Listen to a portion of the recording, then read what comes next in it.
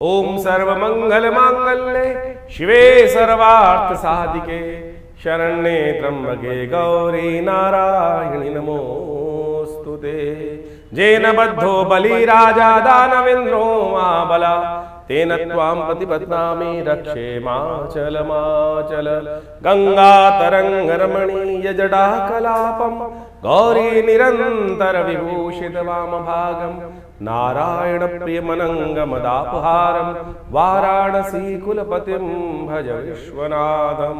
नमस्कार, स्वागत है आपका आचार्य वाणी में। मैं आचार्य डॉक्टर विक्रमादित्य आपके साथ हूँ और आज का विषय हमारा है वृश्चिक राशि वालों के लिए ग्रहों का योग किस प्रकार का बन रहा है। 6 तारीख बुधवार का अवसर है, द्वादशी तिथि विद्यमान है, बुध प्रदोष का योग बना हुआ है। ध्यान रखिएगा 5, 6, 7 इन दिनों में विशिष्टतः ज्येष्ठा और मूल नक्षत्र का योग रहेगा। ये मूल गणमूल के अंतर्गत आते हैं नक्षत्र। जो लोग इन दिनों जन्म लेते हैं उनकी मूल शांति अवश्य होनी चाहिए, इस बात का ध्यान रखें। और जो लोग इन नक्षत्रों में पूर्व में जन्म लिए हैं और यदि उनकी मूल शांति नहीं हुई है तो इस दिन से 27 दिन तक अवश्य मूल मंत्र है उसका जप करवाकर अपने मूल शांति को कराने का अवश्य कार्य करना चाहिए। नहीं तो क्या होता है, कई बार अननेसेसरी के कष्ट, सब कुछ बढ़िया होते हुए भी, ग्रहों का अच्छा प्रभाव होते हुए भी वो कष्ट चलते ही रहते हैं और वो भार प्रति बढ़ता रहता है। तो इस बात का ध्यान रखना चाहिए। ग्रह नक्षत्रों के दृष्टिकोण से देखिए, सुंदर रूप से बृहस्पति से संबंध लेकर चंद्रमा कहीं ना कहीं आपके लिए लाभ के योग दे रहा है। आशीर्वाद चाहिए इस समय। किसी भी कार्य को पूर्ण करने के लिए थोड़ा विनम्र होइए, आशीर्वाद लीजिए, चाहे माँ का, चाहे परिवार का, गुरुजन का आशीर्वाद लेकर काम करने का प्रयास करो। चीज़ें आपके लिए अच्छी रहेंगी। चावल का दान करना, दूध का दान करना इस समय बड़ा श्रेष्ठ आपके लिए रहेगा। 7 तारीख बृहस्पतिवार का अवसर, त्रयोदशी तिथि विद्यमान है और इस दिन ग्रह नक्षत्रों का योग परिवर्तन की तरफ जाता दिखाई दे रहा है, जो पराक्रम में वृद्धि करके आपके लिए लाभ के संकेत दे रहा है। ऐसे में आपकी राशि के दृष्टिकोण से आपको थोड़ा सा अच्छे से चीज़ों को समझते हुए कार्य करने का प्रयास करना चाहिए। आपकी राशि में रवि योग बन रहा है, नए कार्य आरंभ करने के लिए दिन अच्छा दिखाई देता है। दोपहर के बाद अच्छा मुहूर्त बनता दिखाई दे रहा है। 8 तारीख का दिन शुक्रवार का दिन चतुर्दशी तिथि है और इस दिन सत्यव्रत भी रहेगा, क्योंकि थोड़ी देर तक चतुर्दशी रहेगी, उसके बाद पूर्णिमा का आगमन हो जाएगा। शाम के समय जो चंद्र उदय होंगे वो पूर्णिमा में ही होंगे, तो सत्यव्रत करने का नियम इसी समय में रहेगा। और ऐसे में श्रावण के महीने में सत्यव्रत बहुत से मनोरथों को सिद्ध करने के अद्भुत योग बनाता है। बहुत सारी रुकी हुई गाड़ी, कई बार क्या होता है कोई कार्य बहुत तेज़ी से बढ़ नहीं पा रहा होता, तो ऐसे में सावन के महीने में पूर्ण श्रद्धा के साथ यदि हम सत्यनारायण कथा का श्रवण कर लें श्रद्धा के साथ, तो भगवान बहुत से मनोरथों को सिद्ध करने का योग बनाते हैं। अब ग्रह क्या कह रहे हैं वो भी समझ लीजिए। ग्रह नक्षत्रों का योग आपकी राशि के दृष्टिकोण से इस वक्त जो बनता दिखाई दे रहा है वो खास तौर पर आपके लिए लाभ का समय, स्वार्थ से मनोरथ सिद्ध होने के योग बनते दिखाई दे रहे हैं। थोड़ा चीज़ों को स्वार्थ के दृष्टिकोण से देखने की ज़रूरत है। कई बार क्या होता है, हम संसार के लिए पराक्रम का काम करते हैं, कई लोग हमारी समाज साथ समय को उपयोग करते रहते हैं। ऐसे में थोड़ा स्वार्थी बने, अपनी तरफ देखें, अपने कार्यों को पूर्ण करने का प्रयास करें, वो अच्छा रहेगा आपकी राशि के दृष्टिकोण से। गौ सेवा करें, इस दिन अवश्य करें या करवाएं तो आपके लिए सुंदर योग बनाएगा। 9 तारीख का दिन राखी का अवसर है, श्रावणी का अवसर है, उपाकर्म का अवसर है और ये भारतीय संस्कृति में बड़ा महत्वपूर्ण दिन माना जाता है। इस दिन शनिवार के दिन ग्रहों ये पूर्णिमा का योग बन रहा है और साथ साथ यदि हम देखें तो इस दिन बुध ग्रह भी उदय होने की स्थिति में जा रहे हैं और ये बुध उदय होकर आपकी राशि के दृष्टिकोण से भाग्य में जाकर बुध आदित्य योग बनाएंगे। रात को करीब 10 बजे के, पौने 11 बजे के आसपास ये परिवर्तन का योग बनेगा और आने वाले समय में यहीं पर बैठे हुए बुध शुक्र के साथ मिलकर महालक्ष्मी योग का निर्माण करने वाले हैं। ये आपके लिए बड़ा श्रेष्ठ रहेगा।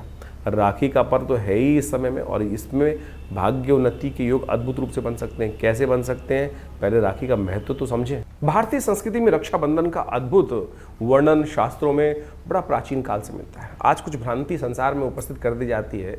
आज हमारे मॉडर्न हिस्टोरियंस ने जिस प्रकार से राखी को कुर्मावती और हुमायूं के साथ जोड़कर बना दिया और उसके द्वारा उन कथाओं को हमारी टेक्स्ट बुक्स में डालकर, एनसीईआरटी की टेक्स्ट बुक्स में डालकर कुछ वर्ष पूर्व ऐसी व्यवस्था बना दी गई, शायद हमारे बच्चे, हम सब लोग यही सोचते हैं कि हमारी संस्कृति तो शायद हुमायूं से पहले थी ही नहीं, मुगलों से पहले थी नहीं। लेकिन यदि शास्त्र में वर्णित, हमने आरंभ में एक मंत्र पढ़ा था, जेन बद्धो बलि राजा दानवेन्द्रो महाबला तेन त्वां प्रतिपद्नामि रक्षे माचल माचल। यानी भगवती महालक्ष्मी ने ये सबसे पहला जो राखी का बंधन था, ये बड़ा अब ये शास्त्र में वर्णन जो आता है कैसे किया उन्होंने, उसके लिए राजा बलि की कथा चलती है। भगवान वामन का जब अवतार हुआ तो उस वक्त उन्होंने 3 पग में समस्त जो संसार को नाप लिया था, जो 2 पग में नापने के बाद तीसरा पग कहाँ रखा था, बलि के सिर पे रख दिया था। बलि ने कहा था कि आपने संपूर्ण संसार पर तो आधिपत्य स्थापित कर लिया, जो दान मैंने दिया उसको स्वीकार कर लिया, और अब तीसरा पग जो रखना है वो प्रभु आपने अभी मेरे शरीर पर विजय नहीं प्राप्त करी, आप मेरे सिर पर अपना चरण रखें। तब तीसरा कदम उन्होंने वहाँ रखा। तब भगवान ने प्रसन्न होकर महाराज बलि को क्या किया, महाराज बलि को राज्य दे दिया, पाताल लोक का राज्य। भगवान ने जिस प्रकार से उनको श्रद्धा के साथ संपूर्ण रूप से जो उन्होंने उनकी परीक्षा ली थी, ये सब परीक्षा ही कथाओं के माध्यम से समझें कि जिस प्रकार से भगवान ने महाराज बलि की परीक्षा ही ली ना, और परीक्षा में उत्तीर्ण हुए, तो उनको परिश्रम, उस परीक्षा का जो उपहार मिलना था, उपहार क्या मिला, वरदान मिला। तो महाराज बलि ने भगवान से वरदान में मांगा कि भगवान मैं, आपने मुझे पाताल लोक दे दिया, लेकिन मेरी एक इच्छा है, आप भक्त पर कृपा करें कि आप जब भी मैं उठूं तो मेरे को सबसे पहले आपका ही दर्शन हो। कैसे होगा दर्शन, तो भगवान को द्वारपाल बना दिया गया। महाराज भगवान ने प्रसन्न, यानी भक्त पर भगवान इतने प्रसन्न हो जाते हैं कि जैसी मनोकामना सिद्धि की इच्छा रखता है भक्त, उसको पूर्ण करने के लिए भगवान, तो भगवान वहाँ प्रेमवश क्या हुए, महाराज बलि के यहाँ पाताल लोक में द्वारपाल के रूप में प्रतिष्ठित हुए। और जैसे ही महाराज बलि उठते थे तो कहा जाता है कि सबसे पहले दर्शन श्रीहरि के उनको होते ही थे। ये श्रद्धा भाव विश्वास की कथा है, इसको समझने के लिए बहुत ज़्यादा भक्त बुद्धि ही चाहिए, तब जाके समझ में आएगा। कहा जाता है भगवती जो लक्ष्मी थी बड़ी दुखी हुई कि भगवान को वहाँ उन्होंने बांध के रख लिया, मोहवश अपने भक्त जाल में फंसा लिया। तो भगवती ने क्या किया, वहाँ जाकर महाराज बलि के समक्ष उपस्थित हुई और उनको इस श्रावणी कर्म करते हुए, इस जो सावन का महीने की पूर्णिमा के तिथि के दिन वहाँ जाकर उनको रक्षाबंधन बांधा।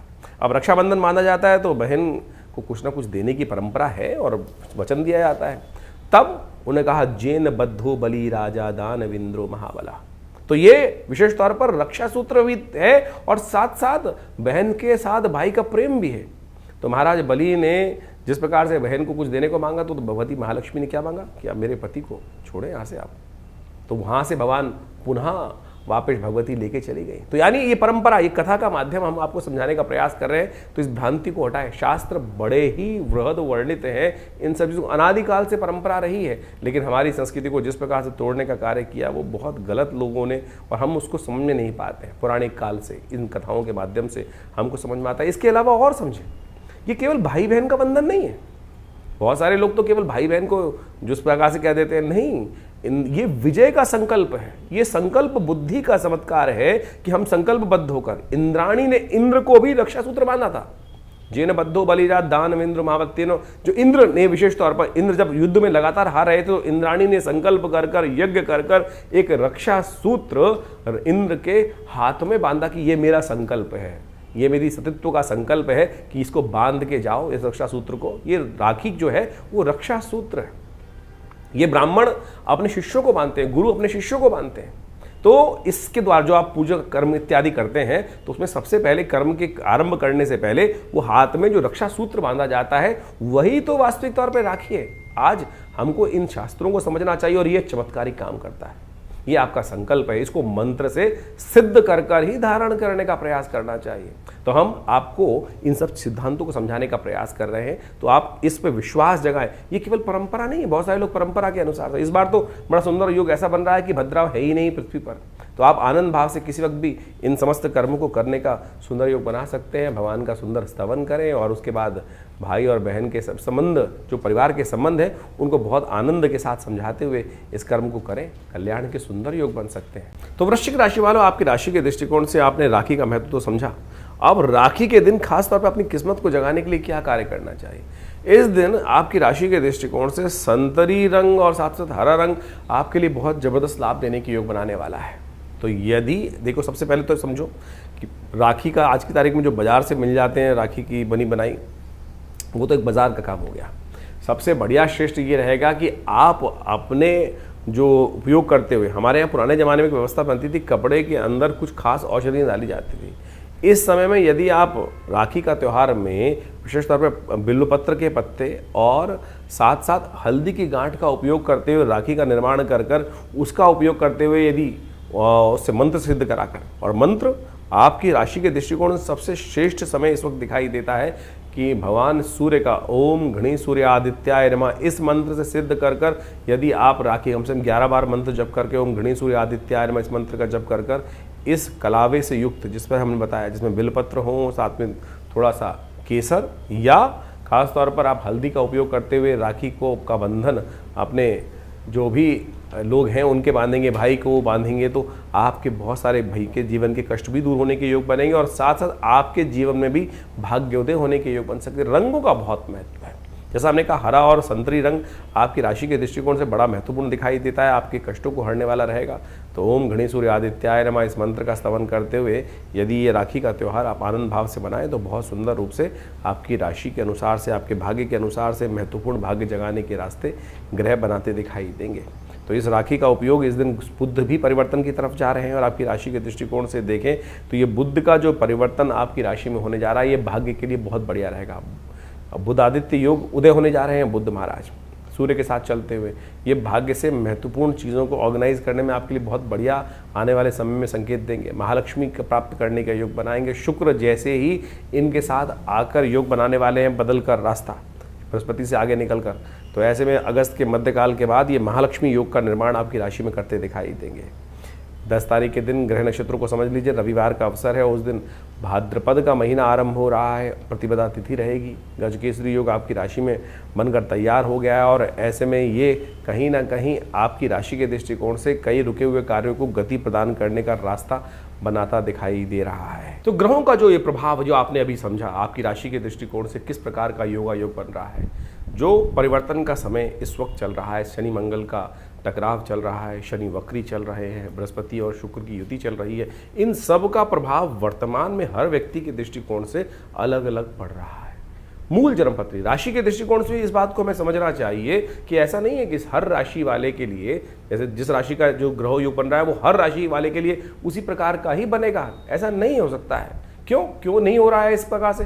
बहुत सारे बात लोग व्यंग्यात्मक तौर पे करते हैं कि 12 राशि के दृष्टिकोण से ये परिवर्तन का प्रभाव तो हर व्यक्ति के साथ ऐसे ही होगा। नहीं, आपकी मूल जन्मपत्री में ग्रहों की युति किस प्रकार से है, आप ये मान के चले कि किस प्रकार का योग बन रहा है।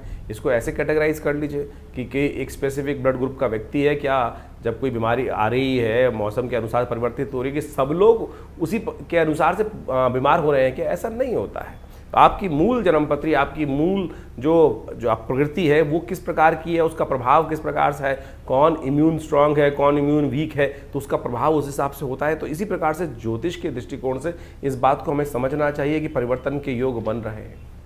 वर्तमान में ट्रांजिट के प्लैनेट के दृष्टिकोण से हमने आपको राशि के दृष्टिकोण से वो बताया, इंडिविजुअल आपकी जन्मपत्री में क्या प्रभाव पड़ रहा है उसको अच्छे से आपको समझना चाहिए। दशाएं, अंतरदशाएं, ग्रहों का प्रभाव, कौन से ग्रह आपके जन्म में पूर्व अर्जित कर्म के अनुसार से किस प्रकार के योगा योग आप बनाकर बैठे हुए हैं और कैसे उसमें परिवर्तन लाने के योग बन रहे हैं। तो ग्रहों की गोचर ये आपको अच्छे से समझाने का प्रयास करती है और जल्दी जल्दी यदि आप परिवर्तन का रास्ता देखना चाहते हैं, प्रभाव देखना चाहते हैं, तो उसको सही से समझकर यदि आप कार्य कर लेंगे तो बहुत अच्छे से परिवर्तन के योग बन जाते हैं। तो इस समय जो ग्रहों का योगा योग चल रहा है उसका प्रभाव भी आपने समझ लिया है। हमने आपको भी बताया था कि शनि मंगल का जब टकराव चलता है आपस में तो मन में कहीं ना कहीं द्वेष उत्पन्न होता है। इसके लिए अलग से जो वीडियो बनाया था उसको जाके समझ लीजिएगा। तो जो 3-4 महीने का योग है वो अंतर द्वंद्व से बचते हुए कार्य करने का प्रयास करना है। शनि मंगल का जब टकराव होता है तो क्या होता है, द्वंद्व उत्पन्न होता है। बृहस्पति शुक्र की युति जब चल रही होती है तो मानसिक तौर पर व्यवस्था ऐसी बनती है कि इधर जाऊं कि उधर जाऊं, द्वंद्वात्मक स्थिति मनोमस्तिष्क में विचारों की उत्पन्न होती है। एक रास्ता इधर से, एक रास्ता इधर से, उसमें कौन सा चुनना है उसके लिए हमें निष्कर्ष पे पहुंचना होता है और ज्योतिष वही निष्कर्ष बताता है। अब ऐसा समझें आप इसको इस प्रकार से बहुत अच्छे से उदाहरण हम दे के समझाते हैं कि गूगल ने आपको रास्ता दिखा दिया। आजकल गूगल मैप्स का हम देखते हैं और उसके बाद भी ये थोड़ी गूगल पकड़कर आपको उसी प्रकार से ले जा रहा है कि नहीं इस पे जाना है, कहीं और नहीं जाना है। वो तो आपके हाथ में, चुनाव आप कौन सा कर रहे हैं। सामने आपके सामने मार्ग प्रशस्त है, ज्ञान आपके सामने दिया हुआ है, उस ज्ञान पर आप चलना चाहते हैं या नहीं चलना चाहते, वो चुनाव आपके जीवन में आपको दे दिया गया है। जैसे कहा गया ना, अवश्यमेव भोक्तव्यम कृतम कर्म शुभाशुभ। परमात्मा हम लोग के मन में आती है कि परमात्मा हमको गलत रास्ते पे जाने ही क्यों देता है। परमात्मा ने आपको जन्म देने के बाद, प्रकृति ने आपको जन्म देने के बाद खुली छूट दे दी, ज्ञान भी साथ साथ दे दिया। देख भाई, ये करेगा तो इसका प्रभाव ये होगा और ये करेगा तो इसका प्रभाव ये होगा। ये शास्त्र से समझ में आता है, उदाहरणों से समझ में आता है। निष्कर्ष जो शास्त्र में कथाएं हैं, कथानक है, जो विभिन्न पुराणों इत्यादि में कथानक है उसके द्वारा हमें समझ में आता है कि ये करेंगे तो उसका नेगेटिव प्रभाव होगा, उसके अनुसार से हमारा भविष्य भी बदलेगा और प्रारब्ध के दृष्टिकोण से जो हमारे जीवन में आगे बनकर आएगा उसका नेगेटिव इफेक्ट होगा। तो उसी प्रकार से ज्योतिष विज्ञान आपको नेत्र के माध्यम से ये दिखाने का प्रयास कर रहा है कि भाई इस चीज़ों में आगे चलने से ये इसका प्रभाव आपके जीवन में उत्पन्न हो, फिर आप चुनाव करें कौन सा चीज़ करें। और बहुत सारे लोगों के मन में एक भाव होता है कि हम उपाय जो करते हैं उसका प्रभाव होता है नहीं होता। क्यों नहीं होता उपाय का प्रभाव? हजारों लोगों के जीवन में परिवर्तन का योग बनता है। हम तो नित्य प्रति देखते हैं जब प्रार्थना अनेक प्रकार के शास्त्र में वर्णित उपाय, चाहे वो किसी प्रकार के भी हों, जिस शास्त्र जिसका अनुभव जिस विद्वान का अनुभव हुआ उन्होंने वो उपायों को शास्त्र में वर्णित किया, उनका प्रभाव बिल्कुल होता है। हर एक्शन का कुछ ना कुछ रिएक्शन है ही, इस बात को हमें समझना चाहिए। तो शास्त्र में अनेक मनोकामनाओं की सिद्धि करने के लिए जो रास्ते बताए गए हैं वो समस्त आपके जीवन में कल्याण का योग देते हैं। इस वक्त तो सावन का सुंदर महीना चल रहा है, कुछ ही दिन बाकी हैं सावन के महीने में। कोशिश ये करें भगवान की शरणागति प्राप्त करने का प्रयास करें। देखिए 9 ग्रह आपके जीवन में बहुत सारे खेल खेलते हैं, बहुत सारे खेल आते हैं, अच्छे बुरे सब प्रकार के आते हैं, लेकिन भावी मेट सके त्रिपुरारी के भाव से हम ध्यान रखना चाहिए। तुलसी बाबा ने बड़े सुंदर रूप से लिखा है कि हमारे जीवन के जो कष्ट हैं वो कौन मेट सकते हैं? भगवान शंकर ही मेट सकते हैं। और भगवान शंकर का अनुग्रह ये 10वां ग्रह है, इसका अनुसरण करने का प्रयास करो। 9 ग्रह तो जो खेल खेलेंगे, ब्रह्मा मुरारी त्रिपुरा अंतरकारी भानु शशि भूमि सुतो बुधश्च, ये सब तो ग्रह चलते ही रहेंगे, लेकिन इसके बाद भी जो 10वां ग्रह है प्रभु का अनुग्रह हम प्राप्त करने का प्रयास करें। शिवरात्रि नवरात्रों में विशेष तौर पर सावन के महीने में विशेष कार्यक्रम चलते हैं, हर क्षेत्र में चलते हैं, भारत के क्या पूरे विश्व में जहाँ जहाँ सनातन की पद्धति रही वो जहाँ जिस प्रकार भी योग होते हैं लोग भगवान की शरणागति प्राप्त करते हैं। और कथाओं के माध्यम से वो विश्वास जागना चाहिए कि 1 लोटा जल भी भगवान शंकर को यदि अर्पित करेंगे तो बहुत सारे कष्टों से निवारण करने का ये विश्वास है हमारा, ये संस्कृति का विश्वास है। और ये अनुभव भी है कि भगवान समस्त कष्टों को हर लेते हैं। जैसे दूध अगर डालेंगे भगवान शंकर पुष्टि के योग बनेंगे। भगवान के अपने मनोरथ सिद्ध करने के लिए अनेक प्रकार से अनेक विधान शास्त्र में उपस्थित किए गए हैं। तो इस वक्त रुद्राभिषेक का समय चल रहा है, तो कोशिशें करें अपनी श्रद्धा के अनुसार से भगवान को जल अर्पित करें, दूध से भगवान का अभिषेक करें, दही से भगवान का अभिषेक करें, घी से भगवान का अभिषेक करें, इच्छू रस गन्ने के रस से भगवान का अभिषेक करें। और बहुत सारे अनेक प्रकार के जो शास्त्र में वर्णन जो किया है जिन प्रकार की पद्धतियों को, उन सब चीज़ों को कर लेने से बहुत बढ़िया अद्भुत प्रकार के योग कर्म के द्वारा वो योग बना सकते हैं आप। तो इन सबको समझें। हमने विवेकानंद योगाश्रम में पूरे सावन के महीने में नित्य प्रति रुद्राभिषेक रखा, बहुत सारे लोगों ने उसमें भाग लिया। लोगों ने अपने मनोकामना सिद्धि के लिए अपने अनुसार से उसमें समर्पण संपूर्ण साथ देकर उस कार्य को किया। कुछ दिन और शेष बाकी हैं। शुक्ल पक्ष का अंतिम समय चल रहा है जिसमें बड़ी श्रद्धा के साथ बड़े उत्सव। कृष्ण पक्ष से ज़्यादा शुद्ध माना जाता है शुक्ल पक्ष, क्योंकि चंद्रमा गति को प्राप्त वृद्धि की तरफ जा रहे होते हैं।